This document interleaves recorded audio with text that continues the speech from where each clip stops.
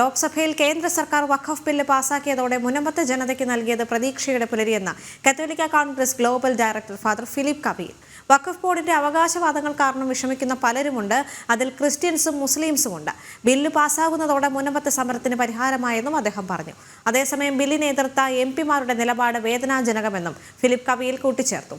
പൗരന്മാരുടെ ആവശ്യമാണ് പരിഗണിക്കേണ്ടത്, അധികാരം നിലനിർത്താനുള്ള വഴികളല്ല തേടേണ്ടതെന്നും അദ്ദേഹം തുറന്നടിച്ചു.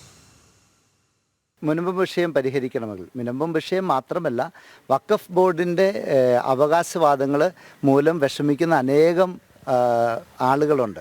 അതിൻ്റെ അകത്ത് മുസ്ലിങ്ങളുണ്ട്, ക്രിസ്ത്യാനികളുണ്ട്, മറ്റു മതസ്ഥരുണ്ട്. ഇതിൻ്റെ അകത്ത് മതമല്ല വിഷയം.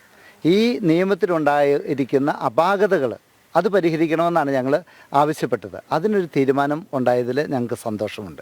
വിശ്വാസികളുടെ ഹൃദയങ്ങളിൽ, പ്രത്യേകിച്ച് മുനമ്പത്തെ ജനങ്ങളുടെ ഹൃദയങ്ങളിൽ അതൊരു വലിയ മുറിവായി. കാരണം അവർ വോട്ട് കൊടുത്ത് ജയിപ്പിച്ച ആളുകൾ, അവരുടെ ജീവന സ്വത്തിന് സംരക്ഷണം കൊടുക്കേണ്ട ആളുകൾ അവർക്കെതിരെ നിൽക്കുമ്പോൾ അത് വലിയൊരു ബുദ്ധിമുട്ടുണ്ടാക്കി. ഈ മുറിവ് അവരുടെ മനസ്സിൽ കിടക്കുമെന്നുള്ളത് ഉറപ്പാണ്.